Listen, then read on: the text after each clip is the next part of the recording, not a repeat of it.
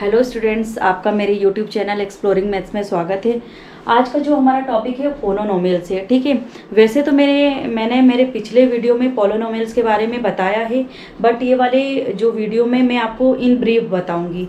मतलब पोलोनोमियल्स के बारे में पूरा चैप्टर आ जाएगा, इसमें लगभग कवर है पूरा चैप्टर। तो हम स्टार्टिंग से स्टार्ट करते हैं कि पोलोनोमियल्स होता क्या है। ठीक है, तो पोलोनोमियल्स मतलब क्या होता है, जैसे ये आप देख रहे हैं इसको पोलोनोमियल, हम दो पार्ट में बोल रहे हैं। क्या होता है? पोलो प्लस नोमियल। ठीक है, तो फुल फॉर्म क्या हो जाएगा? पोलोनोमियल्स। अब पोलो मतलब क्या होता है? मैनी। ठीक है, और नोमियल्स मतलब क्या होता है? हमारा terms.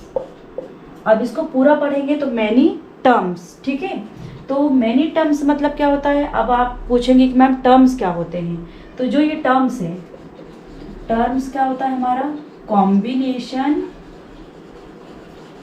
Combination of variables and coefficient. ठीक है, ठीक। अब टर्म्स मतलब क्या होता है? Combination of variables and coefficient. Variable और कोफिशिएंट का जो कॉम्बिनेशन रहता है वो हमारा टर्म्स कहलाता है। मतलब क्या? आप पूछेंगे वेरिएबल क्या होता है, कोफिशिएंट क्या होता है मैम? तो जो वेरिएबल होता है, वेरिएबल जैसे मैंने एक एग्जांपल लिया है, एक एग्जांपल लिया मैंने 2x। ठीक है, तो 2x में हमारा वेरिएबल क्या होगा? x। मतलब क्या?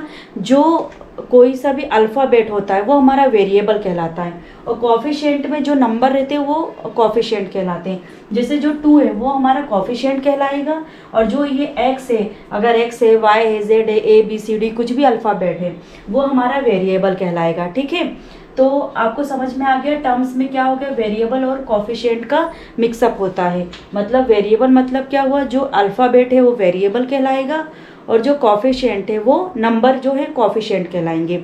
ठीक है, अब जो नेक्स्ट एक एग्जांपल में लेके आपको बताती हूँ कि कैसे पता करेंगे।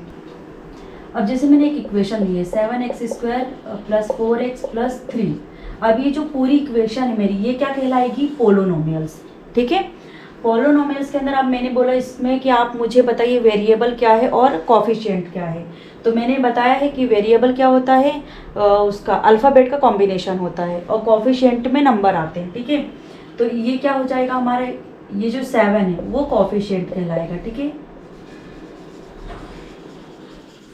ठीक है, 7 जो है कोफिशिएंट, और ये जो 4 है ये भी कोफिशिएंट है। ठीक है, और जो वेरिएबल है, तो वेरिएबल की जगह पर क्या आ जाएगा हमारा? अगर मैंने बोला इसमें से आप वेरिएबल निकालिए और कोफिशिएंट निकालिए, तो वेरिएबल की जगह x² x हो जाएगा। ठीक है, और ये जो 3 है, 3 के पास कोई सा वो अल्फ़ाबेट है क्या? नहीं है, तो सिर्फ ये नंबर है। इसको हम क्या बोलेंगे? कांस्टेंट। मतलब इसकी वैल्यू चेंज नहीं हो सकती है, कांस्टेंट है। और इनकी वैल्यू चेंज हो सकती है। कैसे चेंज हो सकती है? अगर मैंने x = 1 दिया है क्वेश्चन में, तो अगर आप x की जगह पर 1 रखेंगे और यहाँ पर भी 1 रखेंगे, तो इसकी जो वैल्यू है वो डिफरेंट हो जाएगी। पर इसकी जगह पर आप रख सकते हैं क्या? नहीं रख सकते, इसीलिए हम इसको कांस्टेंट बोलते हैं। ठीक है, अब जो नेक्स्ट टॉपिक है हमारा वो types of polynomials. Types of polynomials. ठीक है, अब कितने प्रकार के पोलोनोमियल्स होते हैं? तो जो पहला टाइप है हमारा, पहला टाइप्स क्या हो जाएगा? टर्म्स, जो मैं आपको बता चुकी हूँ। और दूसरा क्या हो जाएगा? वेरिएबल, ये भी मैंने आपको बता दिया है। और तीसरा क्या है हमारा? डिग्री। ठीक है, अब एक एक करके हम इन ब्रीफ समझते हैं कि क्या होता है ये। ठीक है, सबसे पहला टॉपिक क्या है? टर्म्स, जो कि combination of variable and coefficient होता है। ठीक है, ठीक है, टर्म्स में क्या होता है? वेरिएबल, जो वेरिएबल और कोफिशिएंट का कॉम्बिनेशन होता है। अब टर्म्स में मतलब आपको 2-3 तरीके के टर्म होते हैं। एक होता है हमारा मोनोनोमियल, दूसरा होता है बाइनोमियल, और जो तीसरा होता है वो ट्राइनोमियल होता है। अब आप सोचेंगे कि ये है क्या, क्या होता है? मोनोनोमियल मतलब क्या होता है? एक टर्म, मतलब कैसा? जैसे 2x हो गया, 3y हो गया, 4a हो गया। अब आप देख रहे हैं पूरा एक एक ही टर्म है। ठीक है, तो ये किस में आता है? मोनोनोमियल। बाइनोमियल में क्या होता है? 2 आते हैं, जैसे 2x + 3y, 4a plus 7b, ठीक है। इसमें दो दो पार्ट आ रहे हैं, इसलिए क्या कहलाएगा हमारा बाइनोमियल। और ट्राई में क्या होता है, 3 आते हैं, जैसे 2x plus 3y plus 4z, ठीक है, 4a plus 7b plus 3c, ठीक है। तो मोनोनोमियल में एक टर्म आता है, बाइनोमियल में 2 आते हैं, ट्राइनोमियल में 3 आता है, और पोलोनोमियल में तो मैंने आपको बताया है कि आपको 3 तो ट्राइनोमियल हो गया, और अगर 4 आता है तो फिर वो पोलोनोमियल होगा, 5 आएगा तो भी पोलोनोमियल ही कहलाएगा, ठीक है। तो ये आता है हमारा टर्म्स के अंदर, मोनोनोमियल, बाइनोमियल, ट्राइनोमियल, ठीक है। अब नेक्स्ट वाला जो है हमारा क्या है, वेरिएबल है, ठीक है। तो वेरिएबल भी आपको मैंने बता चुकी हूँ कि क्या होता है, पर इसमें जैसे टर्म्स के 3 पार्ट थे, इसके भी 3 पार्ट होते हैं। वेरिएबल मतलब पहला वाला जो है पोलोनोमियल इन वन वेरिएबल, इसके भी 3 पार्ट होते हैं, ठीक है। Polynomial in one variable. अभी क्या होता है, जिसे मैंने एक नंबर लिया है एग्जाम्पल के तौर पे, x² प्लस 4x प्लस 5, ठीक है। अब वन वेरिएबल, स्पेलिंग गलत हो गई है, ठीक है, वेरिएबल की, तो x² प्लस 4x प्लस 5। अब इसमें आप देखिए कि जो अल्फ़ाबेट है वो सेम है, मतलब x है तो x है, भले इनकी पावर कुछ भी हो, यहाँ पर 2 है, यहाँ पर 1 है, ठीक है, पर ये जो है वन वेरिएबल है, मतलब इनका जो अल्फ़ाबेट है वो सेम है, इसलिए ये वन वेरिएबल में आता है, ठीक है। अब जो सेकंड वाला है हमारा, वो पोलोनोमियल इन 2 वेरिएबल। 2 वेरिएबल मतलब उसमें वेरिएबल 2 रहेंगे, क्योंकि वेरिएबल मतलब क्या होता है, अल्फ़ाबेट, ठीक है। तो अल्फ़ाबेट में ये सेम अल्फ़ाबेट थे, और जो सेकंड वाला है उसमें अलग अलग अल्फ़ाबेट आ जाएंगे, ठीक है। जैसे क्या, 4x प्लस 5y, तो इसमें जो मेरा y आ गया और x आ गया, मतलब 2 वेरिएबल, मतलब जो वेरिएबल है वो डिफरेंट डिफरेंट टाइप्स के हो गए, ठीक है। और जो तीसरा वाला है हमारा, तो सेम यही है, पोलोनोमियल इन थर्ड वेरिएबल। अब थर्ड वेरिएबल में 3 आ जाएंगे, जैसे 4x plus 5y plus 7z, ठीक है। तो जो वेरिएबल होते हैं वो वेरिएबल में पहले एक वेरिएबल आता है, फिर 2 आता है, फिर 3 आते हैं, तो इसमें सेम जो अल्फ़ाबेट रहते हैं वो सेम आएगा, और सेकंड वाले में अलग अलग, क्योंकि वो बोल ही रहा है 2 वेरिएबल, और थर्ड वाले में बोल रहा है 3 वेरिएबल। तो क्या हो गया, 4x plus 5y plus z, तो ये किसके अंदर आएगा, हमारा वेरिएबल के अंदर। अब डिग्री क्या होता है, किसी भी नंबर की पावर, ठीक है। जैसे मेरा ये वाला नंबर हो गया, ये नंबर आप देख रहे हैं। अब जैसे x² प्लस 4x प्लस 5, ठीक है। अब डिग्री मतलब पावर, जैसे इसकी पावर 2 हो गई, इसकी पावर कुछ नहीं है तो 1 है, ये देखिए, ये 2 हो गया, यहाँ पर 1 है, और यहाँ पर कुछ नहीं है तो 0 है, ये हमारी डिग्री कहलाती है। अब डिग्री में भी इसके पार्ट होते हैं, ठीक है, लीनियर डिग्री होती है, क्वाड्रेटिक डिग्री होती है। तो ये क्या होता है मैं आपको एक एक करके बताती हूँ, ठीक है।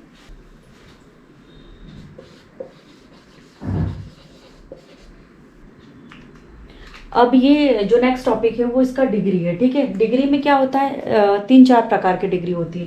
पहला क्या है हमारा, लीनियर, ठीक है, लीनियर डिग्री।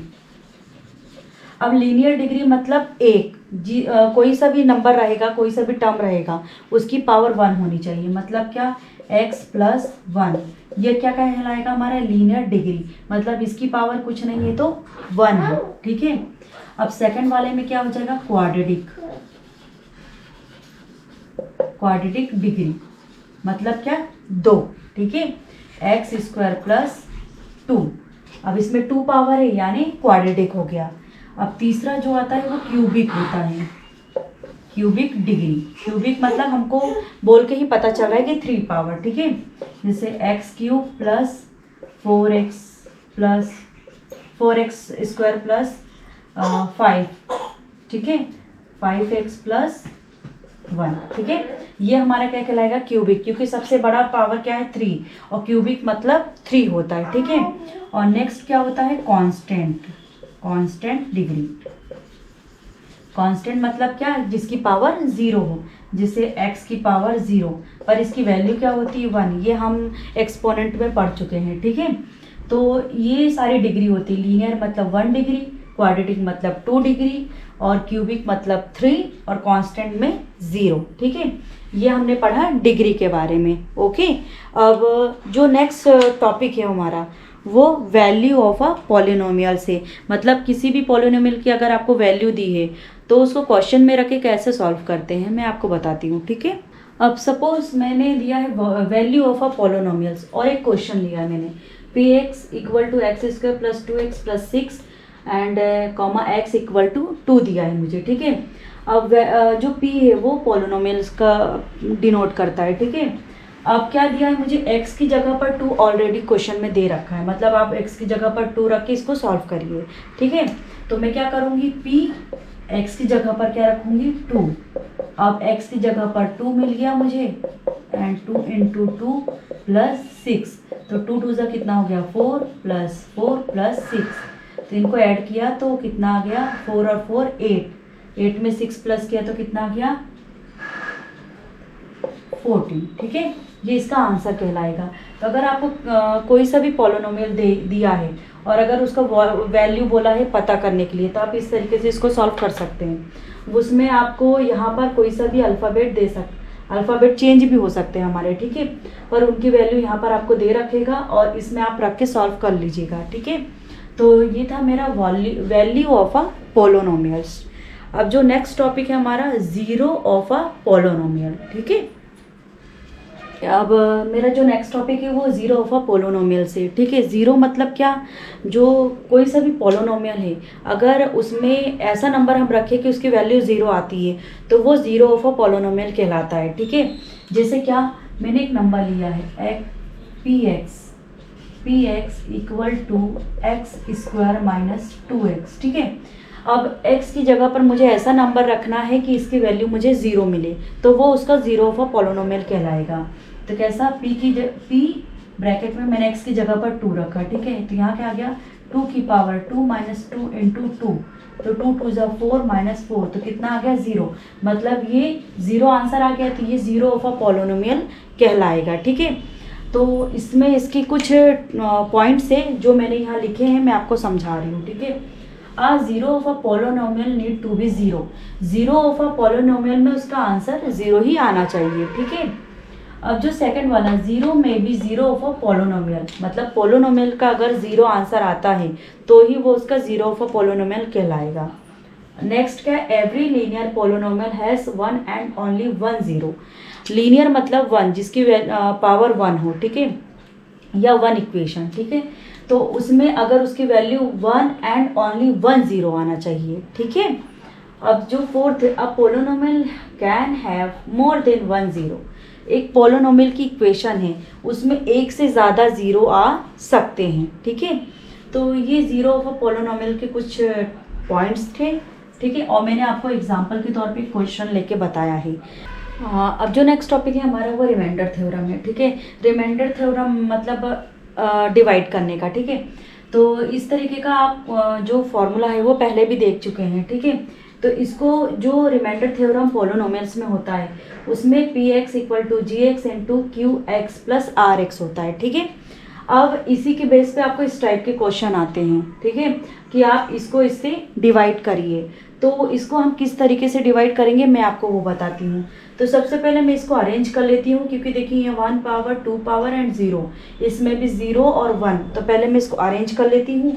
ठीक है, कैसे अरेंज करेंगे इसको, बड़ी पावर पहले आएगी 3x square plus x minus 1, और यहाँ पर क्या है x प्लस 1, तो आपको इसको इससे डिवाइड करना है। अब कैसे डिवाइड करेंगे तो मैं आपको बताती हूँ इसको कैसे डिवाइड करते हैं। अगर आपको डिवीज़न वाले क्वेश्चन आते हैं एग्जाम में तो आप उसको इसी तरीके से डिवाइड करिएगा। मैंने नंबर क्या लिया है, सेम इसको x plus 1 and 3x square plus x minus 1। ठीक है, अब इसको डिवाइड करने का क्या फॉर्मूला है या कैसे डिवाइड करते हैं, या सबसे पहले हम यहाँ वाला नंबर देखेंगे, क्या है 3x स्क्वायर, और यहाँ पर क्या है हमारा सिर्फ x। ठीक है, तो मुझे सिर्फ एक x की ज़रूरत है, तो हमारी x की पावर 2 हो जाएगी, और 3 की ज़रूरत है, तो मैंने यहाँ लिखा 3x। ठीक है, और इन दोनों नंबर का हम इधर दोनों में मल्टीप्लाई करेंगे, तो 3x का मैंने इधर मल्टीप्लाई किया तो 3x स्क्वायर, और 3x का 1 में करा, देन साइन यहाँ प्लस है यहाँ प्लस है तो प्लस 3x आ गया। अब इनका साइन चेंज कर देंगे, नेगेटिव एंड नेगेटिव। पॉजिटिव रहेगा तो नेगेटिव करना पड़ेगा, नेगेटिव रहेगा तो पॉजिटिव करना पड़ेगा। अब ये प्लस माइनस कैंसिल हो गया, अब ये माइनस यहाँ पर आ गया, तो कितना आया -2x -1। ठीक है, अब नेक्स्ट मुझे क्या चाहिए, यहाँ माइनस है तो मैं माइनस लगा दूंगी। अब 2 चाहिए, यहाँ पर 2 है क्या, नहीं है, तो यहाँ मैंने 2 ले लिया, और x तो ऑलरेडी है इसलिए आपको x नहीं चाहिए, तो 2 का इसमें मल्टीप्लाई किया तो -2x। अब ये माइनस और ये प्लस माइनस हो गया, और 2 1 जा 2 आ गया। ठीक है, अब दोनों का साइन चेंज कर दीजिए, माइनस है तो प्लस, माइनस है तो प्लस। अब ये दोनों कैंसिल हो गए। ठीक है, अब ये 2 में से 1 माइनस किया तो 1, मतलब इसका रिमाइंडर क्या आ गया 1। तो ये डिवीज़न वाला क्वेश्चन था इसमें पॉलिनोमियल्स में। ठीक है, अगर इसमें का आपको क्वेश्चन आता है तो आप उसी तरीके से इसको सॉल्व करिएगा।